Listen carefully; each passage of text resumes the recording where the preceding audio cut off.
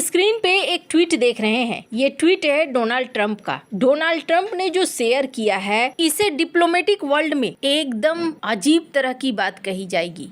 क्यों? क्योंकि ये एक प्राइवेट मैसेज था मैक्रोन का, शायद मोबाइल पर भेजा गया मैसेज हो, जिसे डोनाल्ड ट्रंप ने दुनिया के सामने लाकर रख दिया। मैक्रोन के ऊपर क्यों गुस्सा है? क्या मैक्रोन ने भी किसी वीडियो को रिलीज कर दिया था? और उस वीडियो में क्या था? जानेंगे आखिरकार भारत की कही गई सारी बातें सही क्यों हो रही है। और डोनाल्ड ट्रंप को किसी ने अगर सही पकड़ा था तो वो भारत था। अब कुछ इस तरीके के आर्टिकल भी छपने शुरू हो रहे हैं जिसमें कहा जा रहा है कि भारत बिल्कुल सही था। खैर, यूरोप अभी बड़ी मुश्किल में फंसा हुआ है और इस मुश्किल के दौरान भारत ने जो पोलैंड को धोया उसे समझ में तो आया, लेकिन उसने भारत पर आरोप भी लगाने शुरू किए हैं। जानेंगे जियोपॉलिटिक्स में क्या कुछ चल रहा है। हमेशा की तरह वर्ल्ड मिरर के इस एपिसोड में जानने को मिलेगा बहुत कुछ। आइए जानते हैं इन खबरों को विस्तार से। डोनाल्ड ट्रंप के साथ सीन ऐसा है ना कि इनके बारे में कुछ भी कहना बहुत मुश्किल है और ऐसे में जितना हो सके बचकर रहो वो ज्यादा अच्छा है। ग्रीनलैंड का मामला अब कुछ इतना आगे बढ़ चुका है कि ग्रीनलैंड को कब्जाने के लिए डोनाल्ड ट्रंप हर लिमिट को पार करने को तैयार है। डोनाल्ड ट्रंप के अकाउंट से कुछ इस तरीके की तस्वीरें भी छापी जा रही हैं जिसमें दिखाया जा रहा है कि ग्रीनलैंड अमेरिकी क्षेत्र और यहाँ 2026 लिखा हुआ है,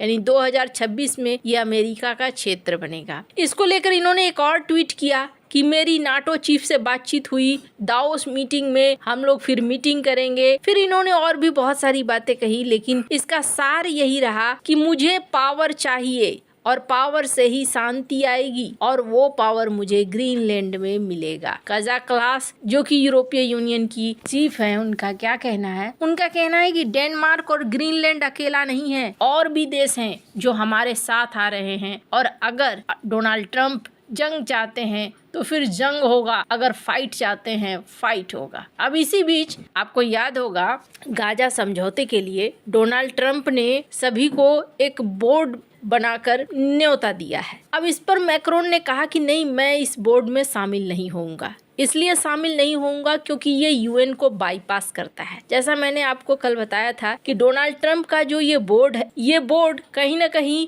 यूएन के पैरेलल एक नया ऑर्डर क्रिएट करने का है। और जब ये खबर डोनाल्ड ट्रंप को मिली कि फ्रांस के राष्ट्रपति मैक्रोन कहते हैं कि वो नहीं आएंगे, उन्होंने क्या कहा स्क्रीन पर इस वीडियो को सुनिए।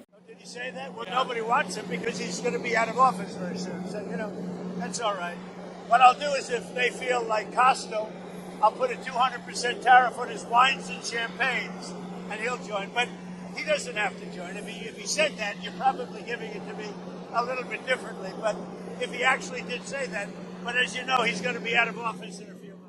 मैं उनके वाइन और उनके शैंपेन पर लगा दूंगा 200% टैरिफ। मतलब डोनाल्ड ट्रंप एक अलग लेवल पर खेल रहे हैं। मामला सिर्फ यही तक नहीं है, फिर उन्होंने एक ट्वीट भी पोस्ट कर दिया। वो ट्वीट में क्या है? एक प्राइवेट मैसेज है जो मैक्रोन प्रेसिडेंट ट्रंप को भेज रहे थे, जिसमें लिखा हुआ है, मेरे दोस्त, हम लोग सीरिया में तो एक तरीके से चल रहे हैं, हम ईरान में भी अच्छी चीजें कर सकते हैं, लेकिन मुझे समझ में नहीं आ रहा है तुम ग्रीनलैंड पे ये क्या कर रहे हो। चलो कुछ चीजों को ठीक करते हैं। पहला, मैं एक G7 की मीटिंग दाओस की मीटिंग के बगल में सेटअप कर सकता हूँ, जिसमें हम यूक्रेनियन, सीरियन, रसियन इन सब पर बात कर सकते हैं। उसके बाद ये कहते हैं चलो रात का डिनर प्लान करते हैं, उसी समय में पेरिस में हम दोनों थर्सडे को मिलेंगे। अब ये जो मैसेज है, ये मैसेज पूरी तरीके से पर्सनल मैसेज है जो प्रेसिडेंट ट्रंप को प्रेसिडेंट मैक्रोन ने किया, लेकिन ट्रंप ने क्या किया? इसे दुनिया के सामने रख दिया। ट्रंप ने रखा, ये तो दुनिया ने देखा, लेकिन एक वीडियो और है जिसे पहले मैक्रोन ने पब्लिश किया और ये भी दिखलाता है कि आप गलत कर रहे हो। डिप्लोमेसी में कभी ऐसा नहीं होता है। मैक्रोन ने कौन सा वीडियो रिलीज किया था, इस वीडियो को सुनिए। I know it's very early in the morning for you. I'm sorry to call at that time.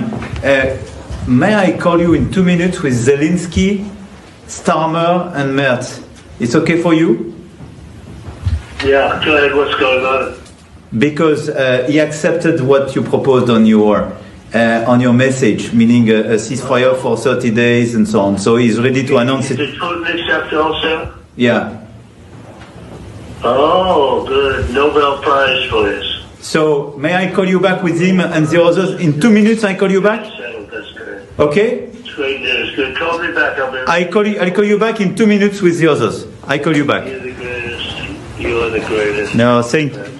इस वीडियो में दिख रहा है कि मैक्रोन फोन मिला रहे हैं डोनाल्ड ट्रंप को और ये बातें रिकॉर्ड हो रही है और स्पीकर पे फोन है जिसमें डोनाल्ड ट्रंप को वो कहते हैं कि जेलेंस्की तैयार हो गया है सीज फायर के मुद्दे को लेकर और वो मेरे साथ बैठा हुआ है। सुबह सुबह आपको फोन किया मैंने, बहुत जल्दी किया, इसके लिए माफी चाहता हूँ, लेकिन अब जेलेंस्की तैयार है। इस पर डोनाल्ड ट्रंप कहते हैं अच्छा तब तो नोबेल पुरस्कार मुझे मिलेगा। अब ये एक प्राइवेट बातचीत थी जो की गई थी, लेकिन इसे लीक कर दिया सोशल मीडिया में, ये वीडियो घूम रहा है। तो यहाँ पर दोनों देशों की आपको लड़ाई देखने को मिल रही है। यूरोप अब पुराना वाला यूरोप नहीं रह गया है, ये चीज तो साफ है। दूसरी बड़ी चीज, बहुत सारे लोग थे जो ये कह रहे थे कि डोनाल्ड ट्रंप के ईगो को सहलाना चाहिए था, उनके अहंकार को सहलाकर काम चलाना चाहिए था, भारत को इतना ज्यादा प्रतीक्षा नहीं करना चाहिए था, इकोनॉमी पर इतना असर पड़ रहा है। अब ये वो यूरोपीय देश हैं जिन्होंने डील फाइनल कर ली डोनाल्ड ट्रंप के साथ, लेकिन अब वो उसके ऊपर कहते हैं तुम मेरी ये बात नहीं मानोगे तो 200% लगेगा, वो बात नहीं मानोगे तो 25% लगेगा। अब जरा आप सोचिए कि भारत बिल्कुल सही था कि भारत ने शुरू से ही एक ढाल बना लिया,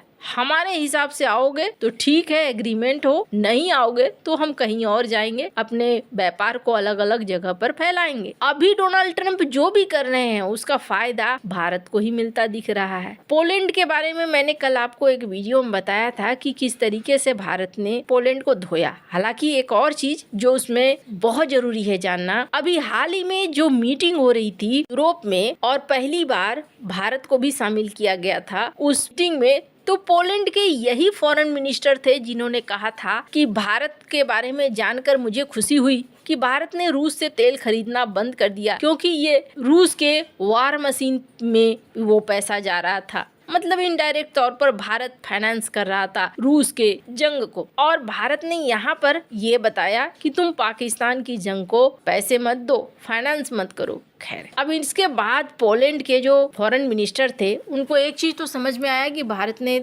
जवाब दिया है। फिलहाल उन्होंने कहा कि हाँ जी, जो संवेदनाएं हैं, जो बातें हैं वो तो ठीक हैं, लेकिन हमें भी दुख है कि भारत ने जेपैड में हिस्सा लिया था। अब ये जेपैड में क्या था? ये एक युद्धाभ्यास था जो रूस के द्वारा आयोजित किया गया था और इस युद्धाभ्यास में भारत ने भी हिस्सा लिया था। तो ये कह रहे हैं वो हमारे लिए थोड़ा सा धमकी भरा हो जाता है कि आप वहाँ पर उस युद्धाभ्यास में हो। कुछ नहीं मिला बोलने को तो ये बोल गए, लेकिन असल स्थिति इस वक्त Well, you know, when faced with tariffs, the increase in tariffs from some regions of the world, we'll seek for new trade partners.